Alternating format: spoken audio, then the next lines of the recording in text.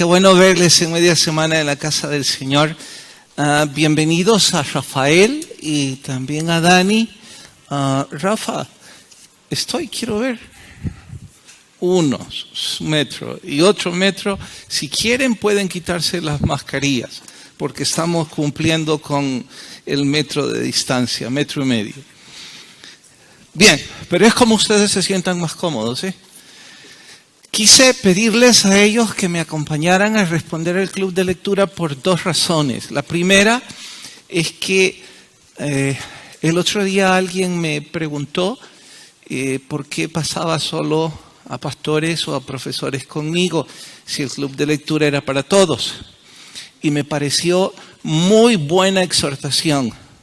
Y creo que el hecho de compartir con ustedes nos va a enriquecer y también va a motivar a otros, no necesariamente a pasar aquí conmigo, porque eso de el pánico escénico perturba a algunos, sino más bien animarles pues a ser parte del club.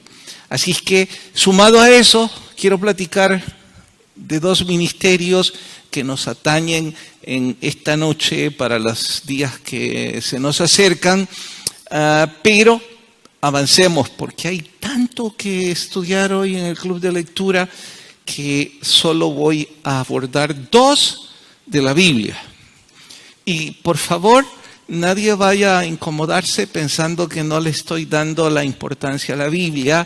Lo que sucede es que el libro Afín hoy aborda un capítulo que durante años a mí me ha cautivado y no había tenido respuesta científica. Bueno, científica es demasiado decir, respuesta académica que dar.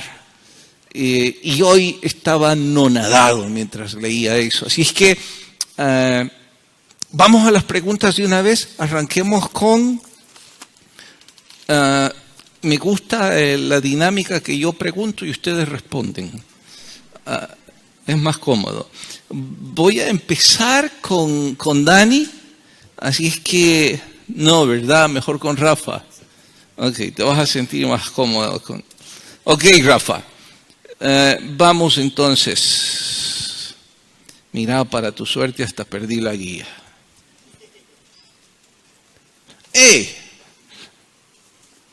¿Cómo bíblicamente es la única forma en cómo podés salir de fiador?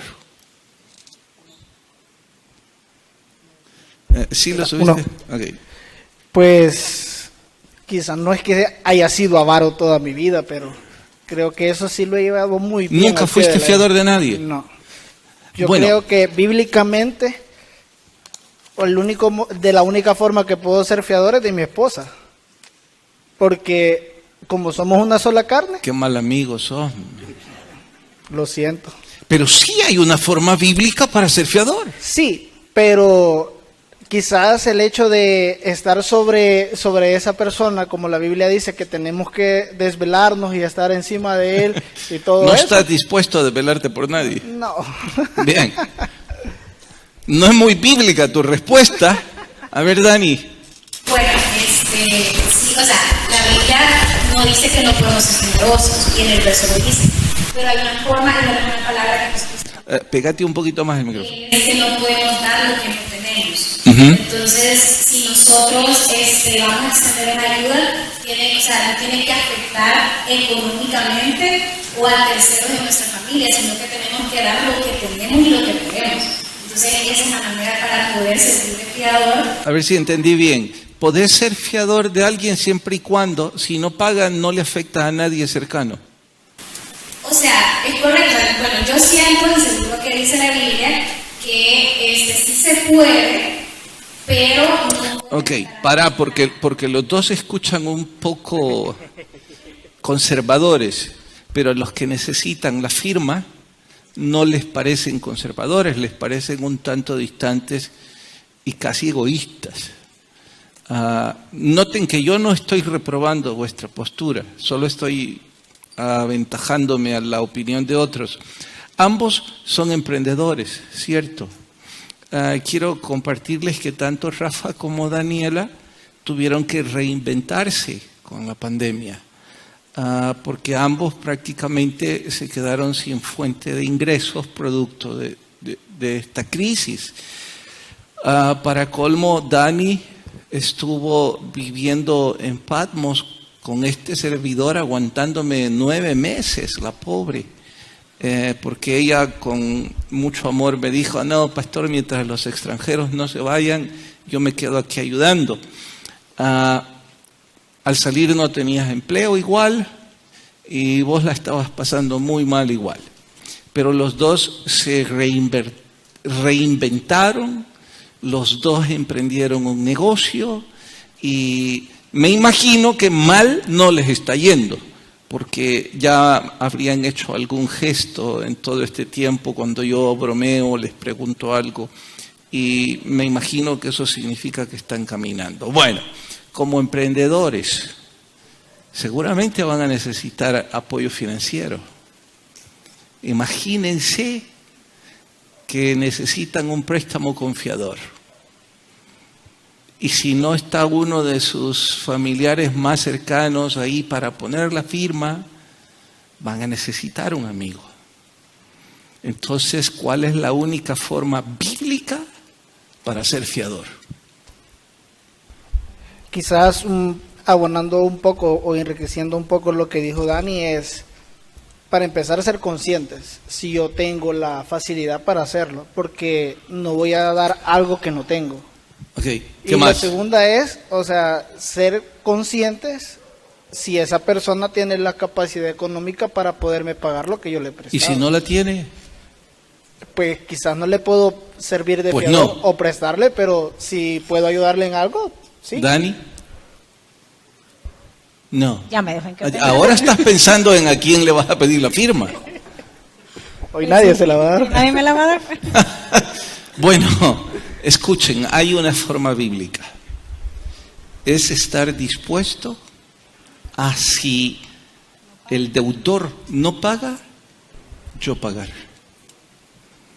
Entonces, si esa persona no tiene el vínculo lo suficientemente fuerte como para yo estar dispuesto a pagar por esa persona, el proverbio dice, no te comprometas. Y en ese sentido, no es ser egoísta. En ese sentido es ser bíblico. Porque puedo decir con libertad a la persona que me pide el favor, no me puedo comprometer. Sumado, no puedo comprometerme porque esto significaría comprometer, en tu caso, mi esposa y mi hija. Y en tu caso sería comprometer tu futuro. Entonces, con esa respuesta ya tienen el argumento bíblico. Bien, Proverbios habla de eso. Cuéntenme, ¿qué significa la frase tomará el hombre fuego en su seno sin que sus vestidos ardan? A ver, Dani, empecemos con vos. Vaya, cuando lo leí también busqué alguna referencia para entender un poco y creo que también el verso es bien claro. Es como cuando hacemos algo que sabemos que vamos a terminar mal, pero lo hacemos aún así de la misma manera. Entonces yo puse una frase que dice, no quedará impune y no saldrá bien librado. O sea, pensamos que lo podemos hacer y que no vamos a tener ninguna consecuencia. Entonces hacemos la acción y pensamos que vamos a salir bien librados de lo que estamos haciendo, pero en realidad vamos a traer desgracia y malestar para nuestra familia o para las personas cercanas que tenemos al alrededor. La aplicación es buena. ¿Y puntualmente de qué está hablando, Rafa? Sin aplicarlo, sino el ejemplo que ahí cita. Según lo que dice en el proverbio es sobre el adulterio. Exacto. Entonces, a mi parecer, quizás es muy común que todos digamos, si nadie me va a ver, o nadie se va a dar cuenta. Y en esa dirección, bien por Dani al decir que siempre va a haber una consecuencia. Pero la idea, el corazón de ese proverbio es poner fuego en su ropa aquí, cargarla no hay forma de detener que sus vestidos no se quemen. Cualquier relación de adulterio que nosotros abracemos va a provocar fuego. Y por eso es que el proverbista está advirtiendo a no entrar en el campo del adulterio. Bueno, hay más, pero no hay más tiempo, así que voy a correr de una vez, jóvenes, a la parte de las cadenas. Para los que no están leyendo el libro, cuando digo un tema que a mí me cautiva, es porque tiene que ver sobre satanología, sobre la influencia de los demonios en nuestro medio. Y una de esas cosas que a mí siempre me causó intriga es las enfermedades psicosomáticas. De hecho, ¿alguno de ustedes quiere definir psicosomático? A ver, ¿quién? Son enfermedades que generan el estrés, la ansiedad, o sea, son enfermedades que vienen de lo emocional. A mí me gusta la definición no del diccionario, sino de la vida diaria, que enfermedades psicosomáticas son aquellas enfermedades psicológicas que provocan enfermedades físicas. Es decir, una enfermedad que podemos palpar que viene como raíz de una enfermedad o de una obsesión en nuestra mente. Eso es psicosomático. Y yo siempre creí, pero no sabía cómo explicarlo, que muchas enfermedades o muchos síntomas de la gente a nuestro alrededor es literalmente demonios acosándoles. Pero claro, eso no se puede decir abiertamente porque nos van a tildar de fanatismo, de religiosos ignorantes. Bueno, este escritor lo presenta de una forma tan académica, tan práctica, que uno no puede menos que quedarse boquiabierto. En ese contexto es el capítulo de hoy y las preguntas que ahora voy a hacer. Y empiezo por esta porque sí que es atractiva. ¿Será una buena estrategia para atraer inconversos citar temas de demonios en la propaganda? Les voy a poner un ejemplo antes que me respondan. ¿Tenés la tarjeta del evento para parejas? No, no la tiene. Bueno, en el evento para parejas que más adelante se las voy a mostrar, no es necesario, Efraín, puedo explicarlo. Hemos puesto la foto en grande de uno de los dijes que se van a regalar en ese evento para jale publicitario. Bueno, vos como diseñadora de sobra sabés al respecto. Entonces mi pregunta es, ¿qué piensan si en una tarjeta pongo que vamos a hablar de demonios? ¿La gente viene o no viene? Pues posiblemente vengan, pero no estaríamos saliendo totalmente de contexto. Vienen, pero nos salimos. Sí, porque no es el fin. O sea de que si nosotros. pongo una campaña de salvación, Ahí no no- viene. no- Yo pienso que un claro ejemplo de ello serían los mismos conciertos, porque viene un artista y cobra mucho dinero y los estadios o los anfiteatros se llenan. sí. Y si nosotros hacemos una campaña evangelística con megáfono totalmente gratis, venga los mismos de siempre, la congregación es la que viene. Pero si el propósito es atraer inconversos, ¿qué tendría de malo? Sí, Dani. Bueno, en marketing, la verdad que, o sea, a veces se ocupan palabras claves o conceptos específicos para llamar la atención de la gente y que vengan. Entonces, según lo que dice el libro, eso fue un jale que llevó a los pies de Cristo a muchos y que al final ellos iban por curiosidad, pero fueron atrapados. O sea, el Señor ocupó ese tema o esa publicidad para poder atraer a muchos. Entonces, claro, hay una fina línea, ¿vea?, de qué se va a decir, Sí. pero yo creo que sí, en cuestión de marketing, sí se puede. Es una fina línea con mucho riesgo de cruzarla. El punto es este. Este escritor se le ocurrió citar que su conferencia iba a ser sobre la influencia demoníaca. Y la sorpresa de él es que estaba llena la sala y él creía que no iba a llegar nadie. Porque en otras veces había hecho cualquier tipo de publicidad y la gente no llega. Pero a esta llegó. Ahora, como dato curioso, dice que decenas vinieron a los pies de Cristo y recibieron libertad a esa vida de influencia demoníaca. Con esta pregunta yo no pretendía que nosotros lancemos una campaña parecida. Solo pretendía llevarles a esto a todos. Ignorar el campo demoníaco es ceder ventaja a los demonios. Desnudar la verdad de ellos es conocerles y defendernos y resistirles, tal cual la Biblia dice. Bien, siguiente pregunta. Esclerosis múltiple. Necesitamos que lo definan para que todos me entiendan mejor por qué me intriga en este tema.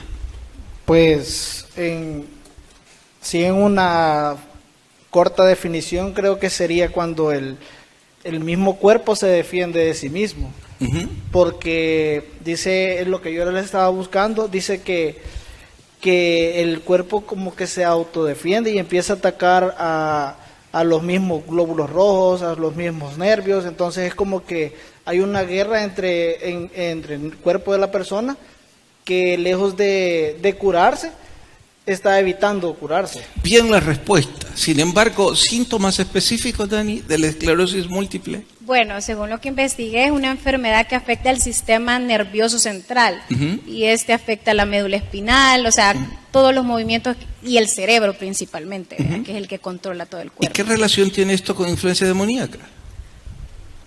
Bueno, pues según lo que decía el libro, o sea, obviamente cuando uno escucha esa enfermedad es pues algo del cuerpo, vean, según los doctores, pues es una enfermedad que tu cuerpo produce. Pero decía este escritor que como afecta lo emocional, o sea, el cerebro, aquí entran todos los factores de estas emociones y de todo lo que nos pasa alrededor, que puede hacer que hay un desequilibrio en nuestro cuerpo. Pero también había una historia en el libro que decía que esta chica había pedido un aguijón en la carne, así como Pablo, y que le había venido esta enfermedad. Entonces el predicador, la persona del libro le dice... Perdón, no te vayas hasta ahí, pero sí queremos llegar a eso. Antes de que vayas hasta ahí, ¿me acordás? En resumen, la esclerosis múltiple, su sintomatología es variada, por supuesto, pero entre las cosas que más llaman la atención es que, tal como lo dijo Rafa, como es el cuerpo defendiéndose de su propio cuerpo, afecta directamente a nuestro sistema inmunológico, a nuestra respuesta nerviosa.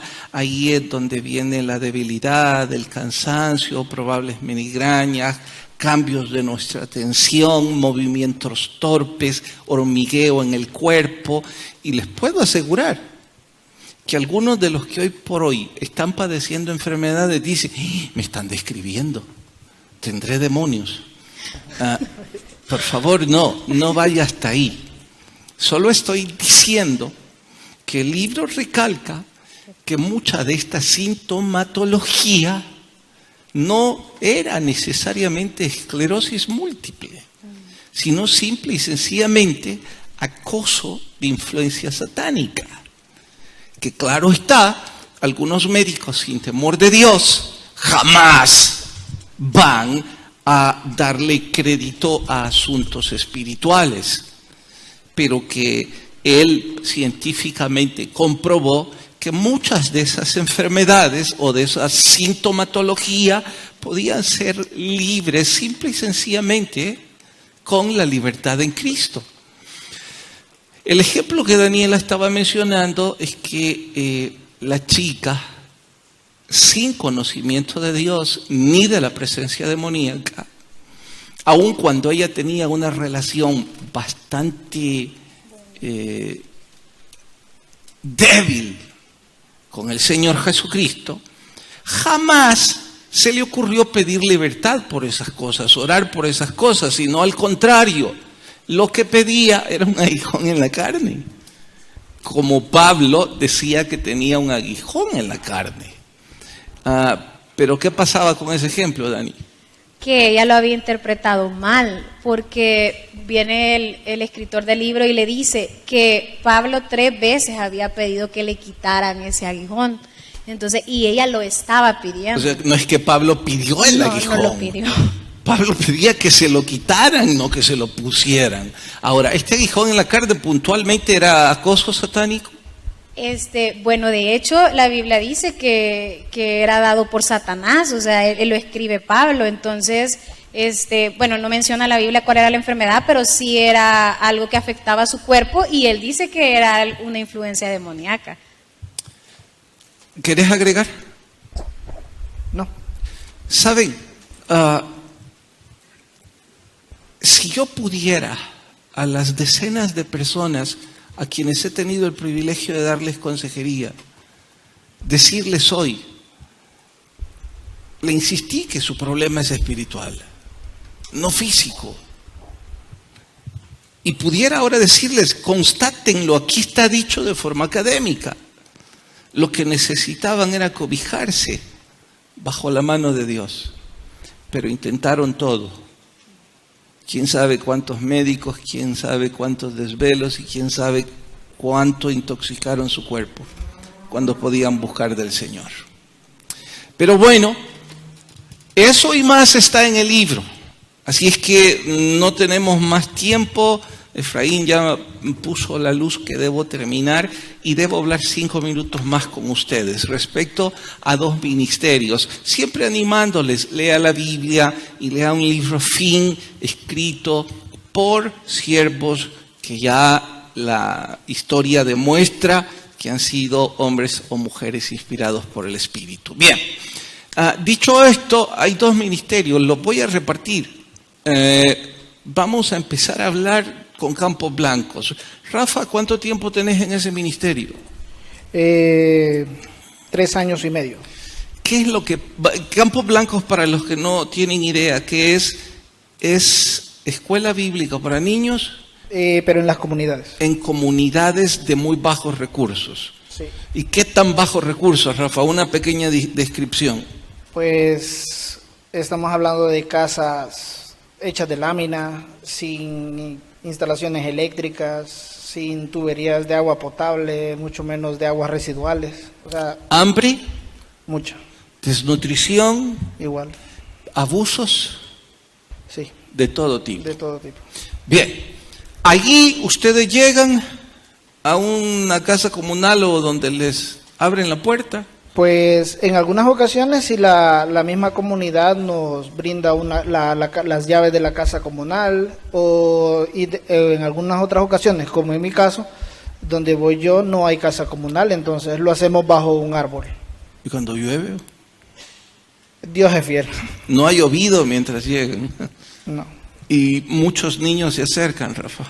Sí, la verdad es que es increíble el deseo de los niños por escuchar la palabra, independientemente de la edad. Estamos hablando de niños de 2 años, de 8 años, incluso hay adolescentes de 16, 17 años que sin importar la hora que lleguemos... ¿Un grupo aproximado que ustedes atienden cada domingo?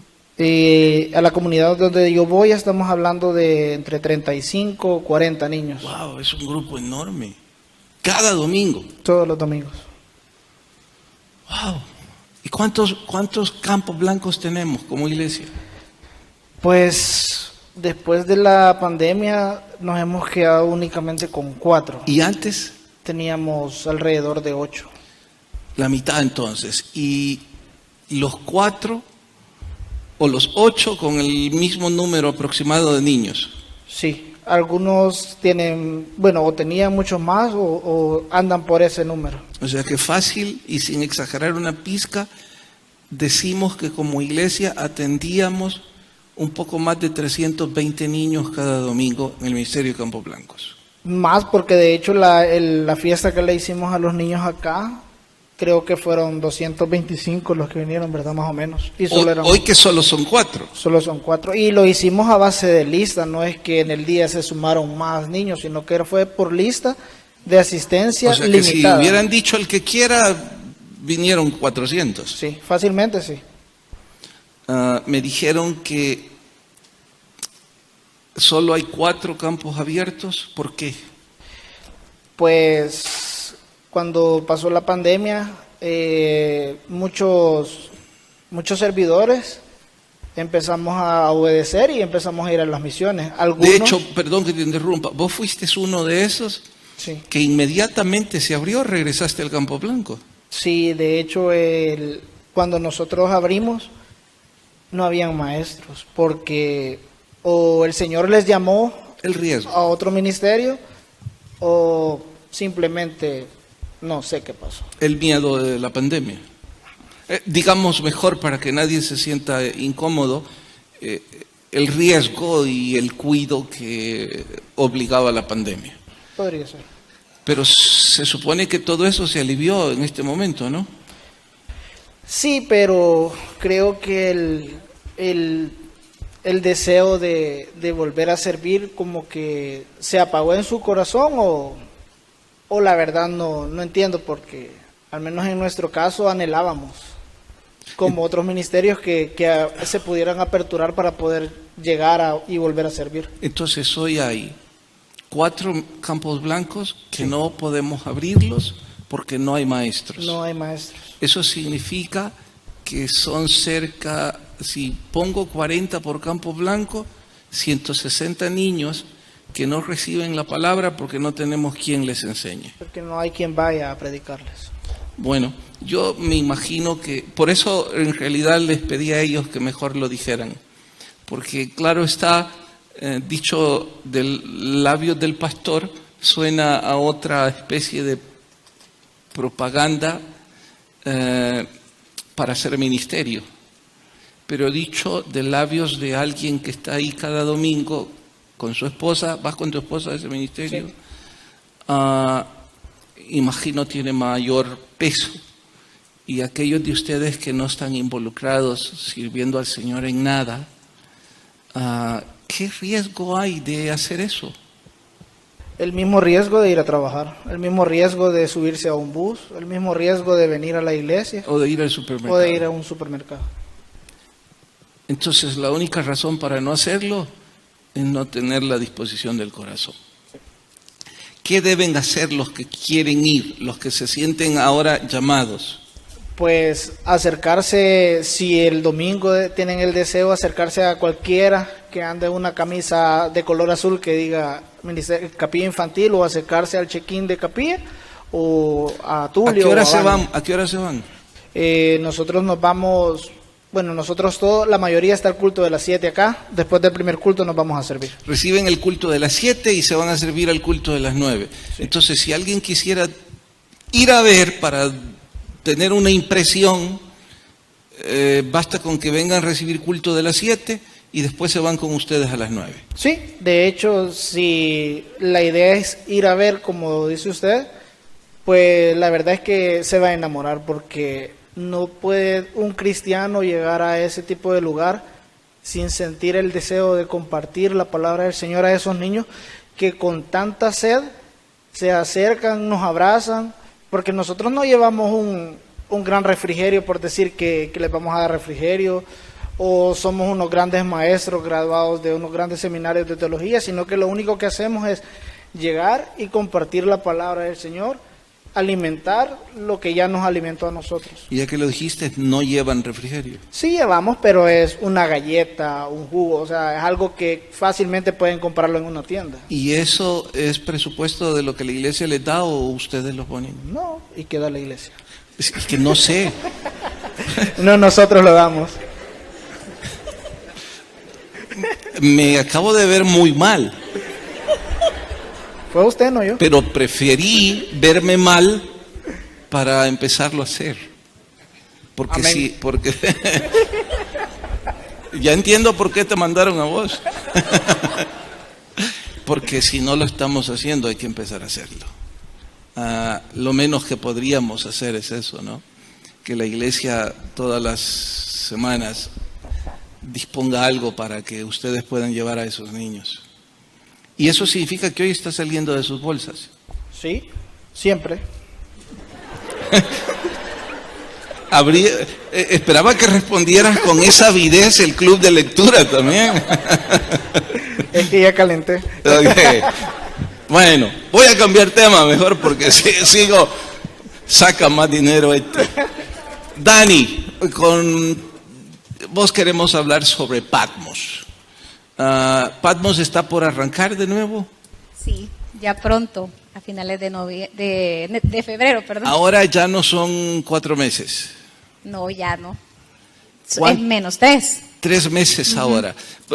¿Vos te graduaste en qué año? En el 2016. 2016 y te quedaste sirviendo un año más como interna. Me quedé sirviendo un año más y no, bueno, como 3 quizás. 3 años. Ajá, ¿En serio? sí.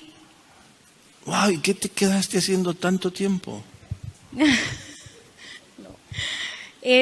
Bueno, uno, creo fielmente que fue un llamado del Señor bien específico a apoyar el ministerio, porque creo que este ministerio te permite como encontrar, como un comienzo, encontrar en qué estás fallando o qué estás haciendo mal y ser confrontado por el Señor y empezar a cambiar eso cuando uno sale de ahí. Cuando fuiste a Patmos, ¿qué edad tenías? Perdón mi indiscreción. Tenía cumplí los 24 adentro. ¿Ya te había graduado de la universidad? Ya me había graduado de la universidad. Y cuando decís encontrarte, ¿es que pensás que te habías perdido un poco? O sea, tenía una idea errónea de que era seguir al Señor, digámoslo así, de venir a la iglesia, servir, y creo que hay cosas que uno no descubre hasta que el Señor lo confronta verdaderamente. O sea, eso no quiere decir que solo en Patmos pasan esas cosas, pero el Señor usa el programa para uno darse cuenta y ser confrontado en las cosas que debe empezar a cambiar. ¿Vos recomendarías especialmente a todos los que están antes de ir a la universidad o al trabajo? Definitivamente sí lo recomiendo porque, bueno, yo tuve la oportunidad de ir después de la universidad. O sea, a vos te tocó ir a corregir ideas. Ajá, a mí me tocó ir a corregir un montón de cosas, de ideas que tenía para mi futuro y todo. Entonces, creo que es una forma de poder ir como recargado a la universidad, o sea, y al trabajo, a empezar algo nuevo, porque te permite de verdad pasar 3 meses con el Señor, enfocado en la Biblia, enfocado en clases, enfocado en un tiempo de aprendizaje con el Señor que jamás en la vida se va a volver a tener igual, nunca más. Esta pregunta sería más sabio hacérsela a tu papá. ¿No está aquí o sí? No, no está. Bueno, pero lo digo con libertad. El papá de Daniela y yo le tengo un especial cariño. No sé si él comparte conmigo, pero para mí es un amigo. Espero que él piense igual. Y Patmos nos permitió acercarnos. Y por eso lo que voy a preguntar lo digo con propiedad. Tu papá era enemigo de Patmos. Era enemigo de Patmos. Y decía que era una pérdida de tiempo absoluta. Sí. Y no me lo mandó a decir. O sea, No, él lo decía me lo abiertamente. dijo. Y me mostró su molestia cuando su niña iba para Patmos. Entonces esa amistad permitía que él con libertad me decía, ¿usted le enganchó? Así es que contame, ¿qué pasó después? ¿Cómo es que te dejó 3 años? Bueno, al principio, como usted sabe, fue bien difícil. Yo tuve que cubrir con todos mis gastos. O sea, prácticamente el primer día que yo me iba me dijo, ya vámonos a la casa. O sea, estás a tiempo. Y cada vez que yo le llamaba era, ¿te querés regresar ya? Y yo, no me voy a quedar. Pero luego creo que, o sea, es algo que solo Dios puede hacer. Bueno, yo no veía mi cambio, o sea, no veía algo diferente en mí. Pero creo que mi familia se contagió de lo que Dios me había enseñado esa temporada y ellos empezaron a ver algo, ¿vea? No se sabe el qué, pero empezaron a ver algo en mí, que al final mi papá apoyaba todos los términos de Patmos, iba a las actividades, iba a muchas cosas y empezó a involucrarse más a la iglesia.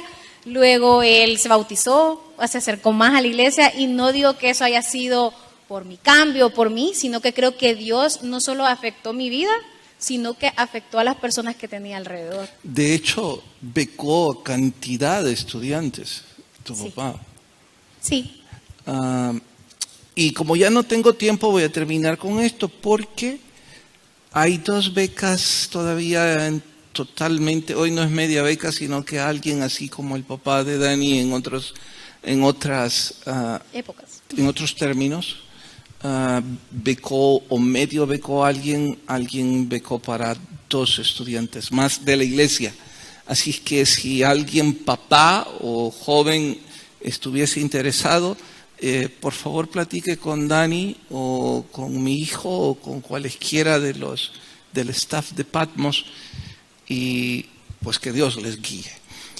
Jóvenes, gracias por habernos acompañado. He disfrutado mucho el tiempo con ustedes, incluso con vos, Rafa.